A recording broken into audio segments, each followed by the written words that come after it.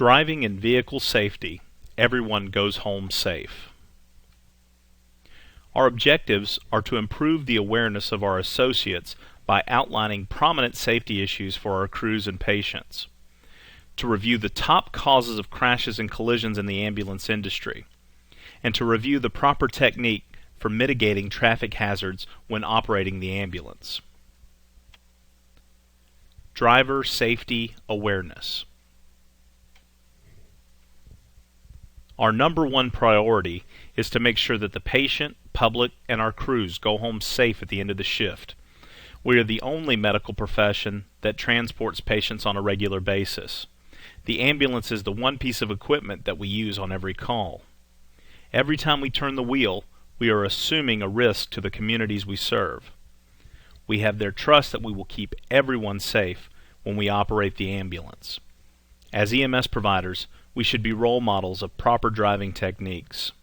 We have to change our attitudes towards driving safety. The consequences can be fatal if we maintain the attitude that we own the road and everyone better get out of our way. We must keep in mind that when we are driving, we are wielding 12,000 plus pounds of ambulance. It should be noted that both crew members in the cab are responsible for the safe operation of the vehicle at all times. EMS providers are 7 times more likely to miss work due to injury than other professions. Non-fatal injury rates are 5 times that of other healthcare workers.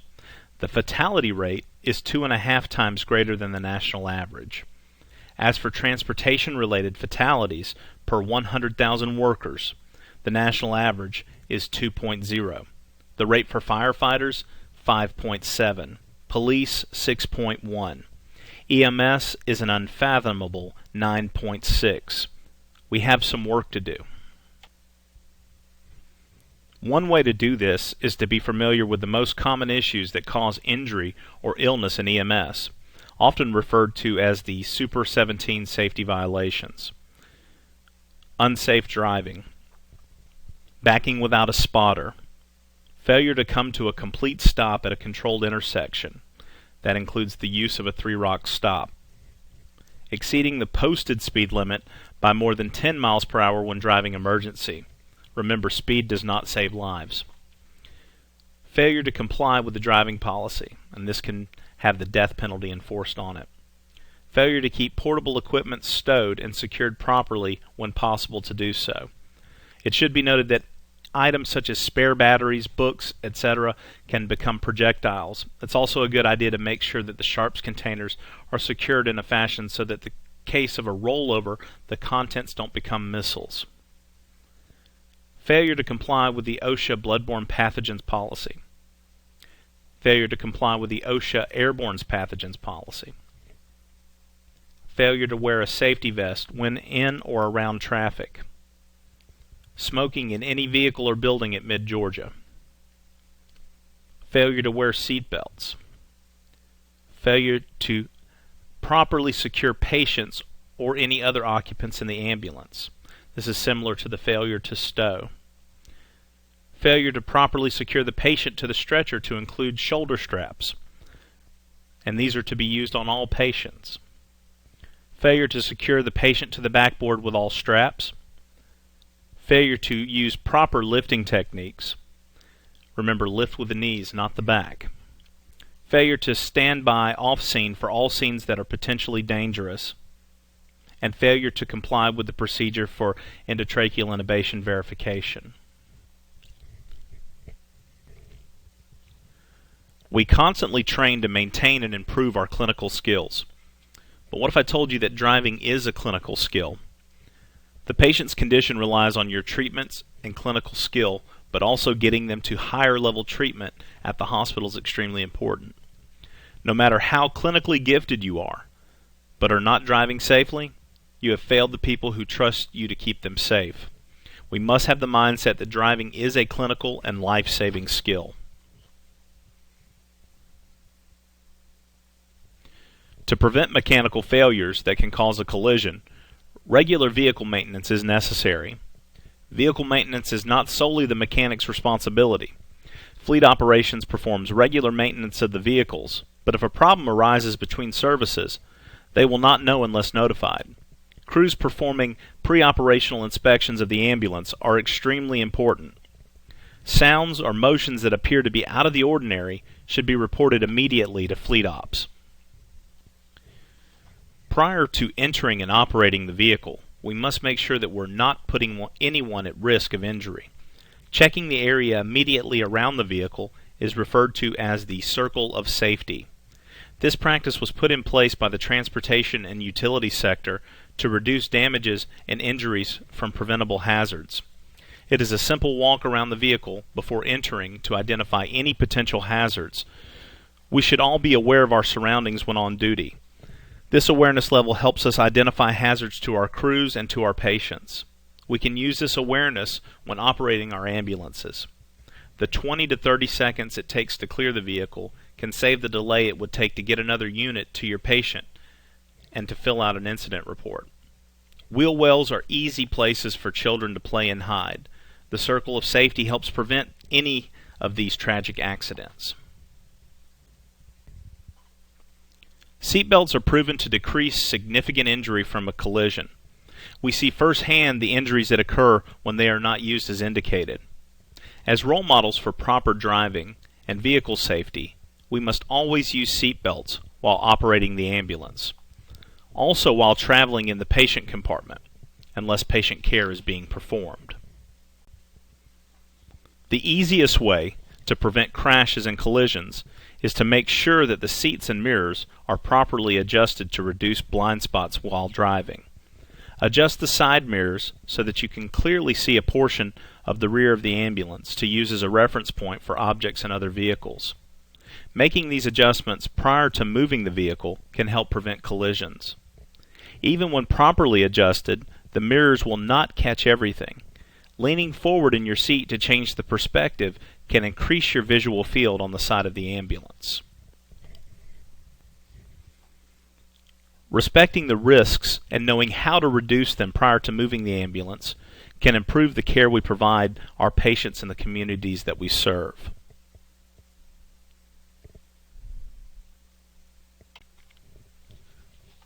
Top reasons for collisions. There are a handful of things that distract us in the cab of the ambulance alone, versus all of the actions happening outside of the vehicle. We must always pay attention to our surroundings and anticipate what others may do around us. Distracted driving has been proven to be more deadly than drunk driving. Tinkering with your smartphone or radio, jamming out to the music, eating while driving, and not staying focused on the road ahead can result in a deadly crash. Studies have shown that even with hands-free devices, you can be distracted and it can delay your reactions to road conditions.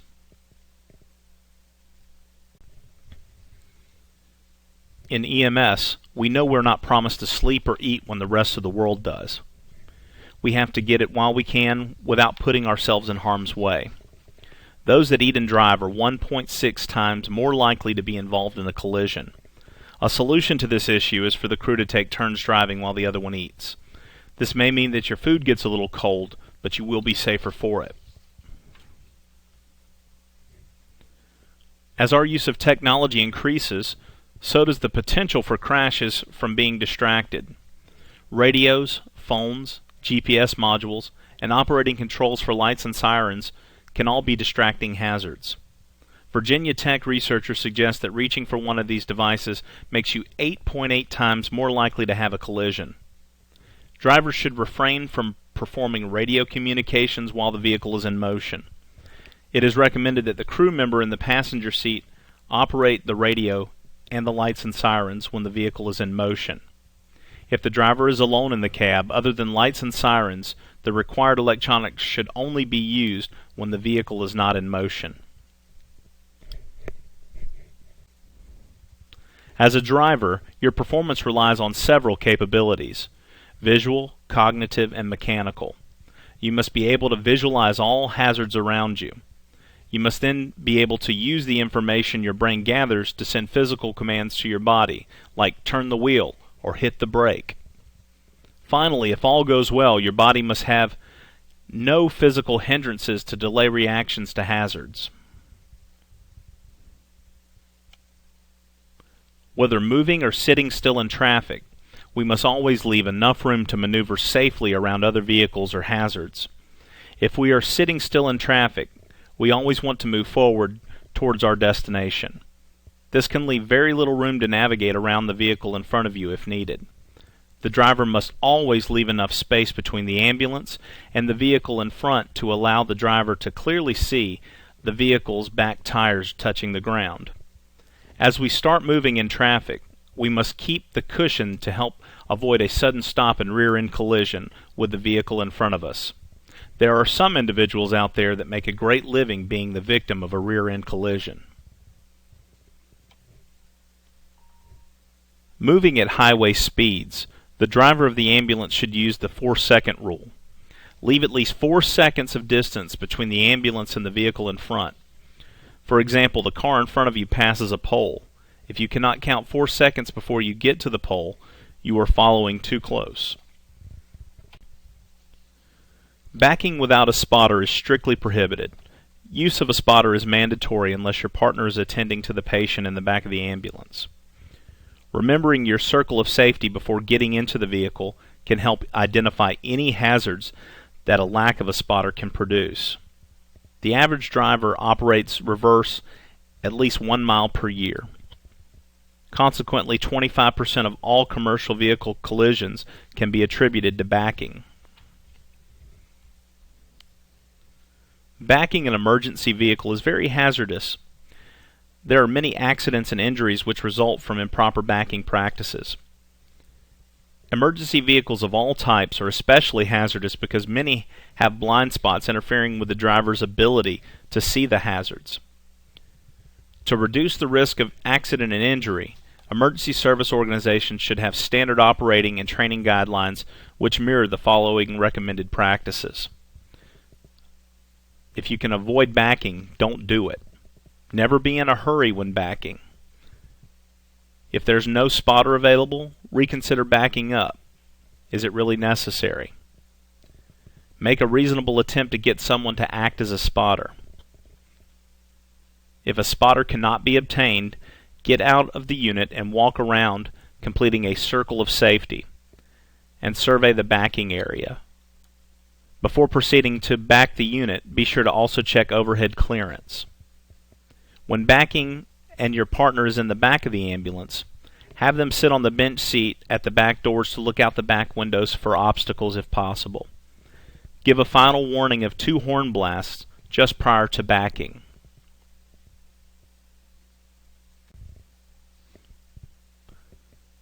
The driver responsibilities are to bring the unit to a complete stop.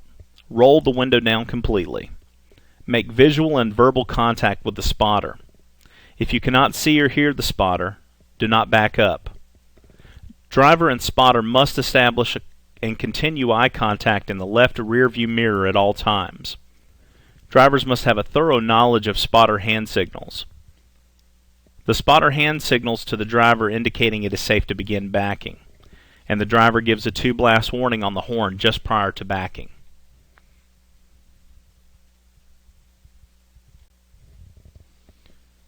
The spotter responsibilities include conducting a circle of safety and survey the backing area and all other sides of the vehicle, checking for hazards.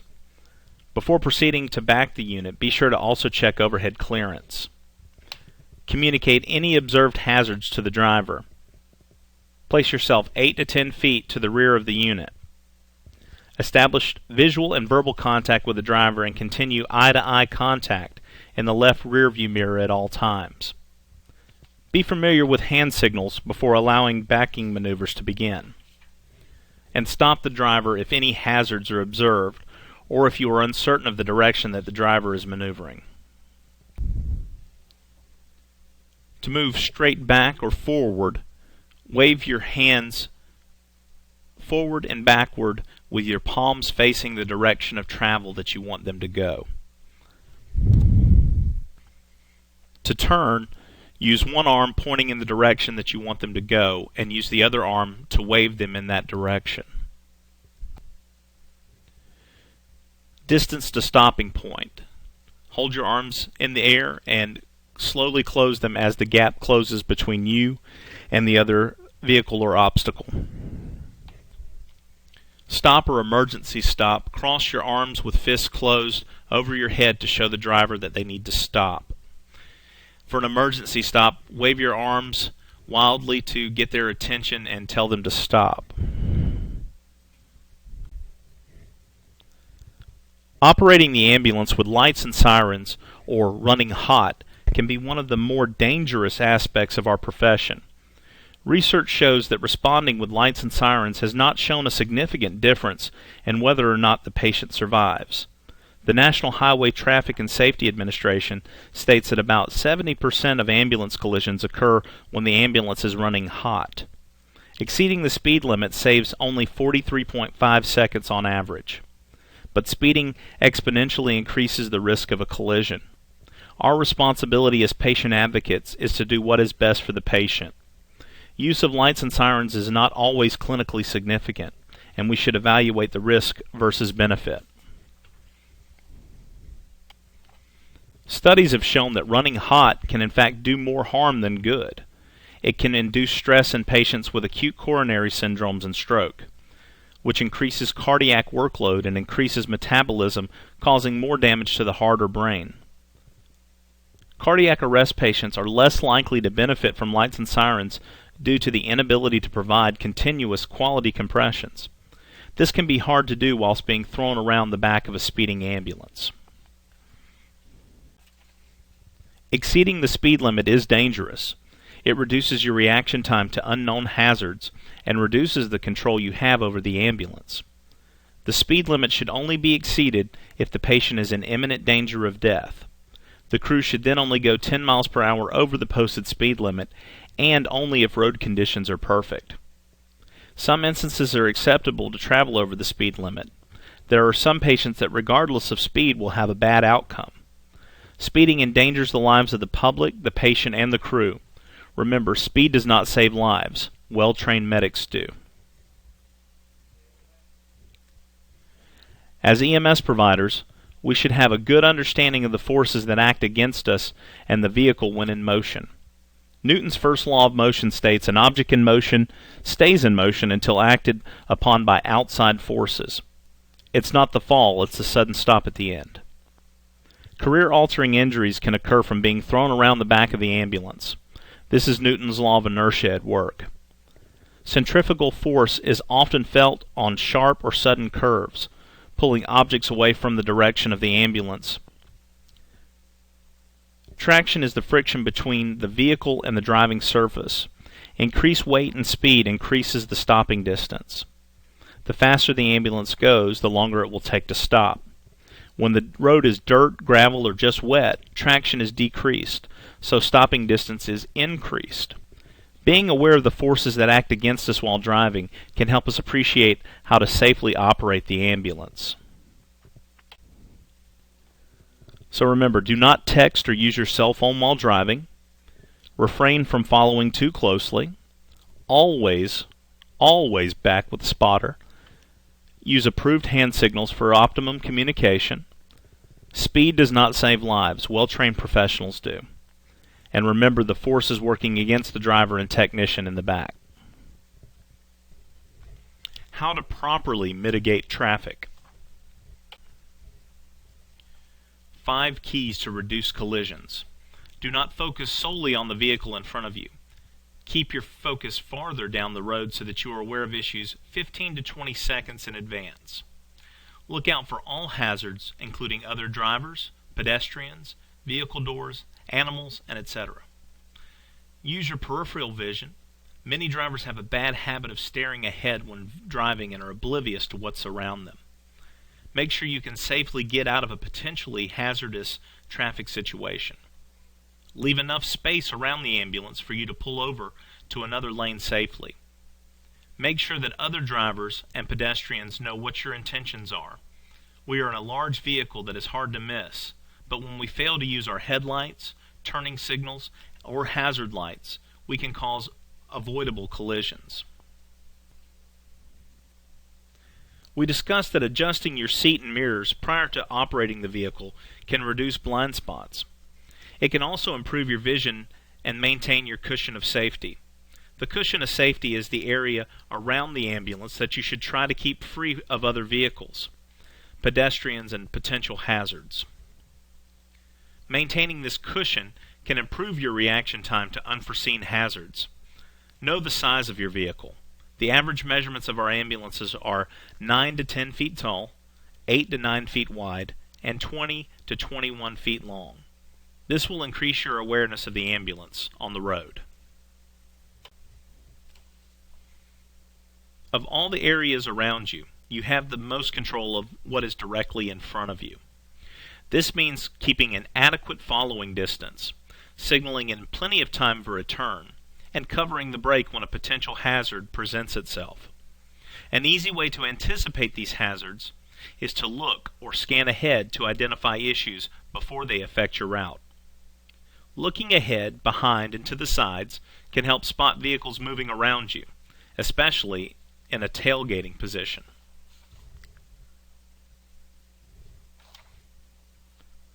When approaching intersections, remove your foot from the accelerator and place it over the brake pedal. This will vastly improve your reaction time if a vehicle or pedestrian moves into your path.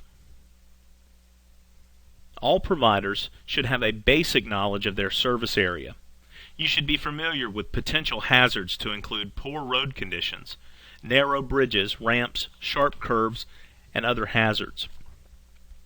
Most ambulance crashes in rural areas involve fixed objects such as trees, ditches, signposts, and other hazards. When the weather is dry and sunny, the roads are fairly easy to navigate. Anytime the weather changes, the ambulance can react differently to road surface. Maintaining your cushion of safety, looking ahead, covering the brake, and being familiar with the road conditions of your service area will help prevent crashes and collisions. There is an endless list of situations you will encounter while driving the ambulance. We will be discussing the top issues for most drivers. These issues go for both patient-loaded and non-patient-loaded driving. Care should be taken whenever you're loaded or not. Know that when driving without a patient, both medics are up front and seat belted in. Sharp turns are not noticed, even at speeds slower than the posted speed limit. When patient loaded, the patient and the medic in the back can feel the changes in the road 3 to 4 more times than the driver. So that minor bump or slight turn can cause the patient or medic to be slung around the back without the driver ever being aware.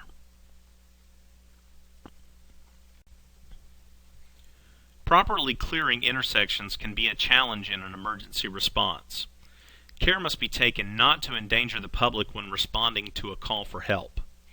When approaching the intersection, the ambulance must have all the proper sirens and lights active. The ambulance must come to a complete 3-rock stop. After the complete stop, use your horn and sirens to clear the intersection. If other drivers do not respond and keep moving, you must wait for them to pass. When you are clear, proceed slowly across each lane until you have passed through the entire intersection. The best advice is, when in doubt of what others will do, assume they will not stop. We discussed the use of turn signals. It is important to signal far enough ahead to make sure that the drivers and pedestrians around you understand that you are turning. Always be on the lookout for pedestrians when making turns. A full stop is always good practice before a turn and can allow you to view the road ahead for any hazards. When making left turns, always use the far left turning lane. This will allow full control of your turning lane and for you to maintain the left lane for emergency driving. When driving in congested areas, it is important for you to leave enough space, 10 to 12 feet in front of your vehicle, to allow you to pull around the vehicle in front of you. This will also help prevent that vehicle from stopping short and contributing to a rear-end collision.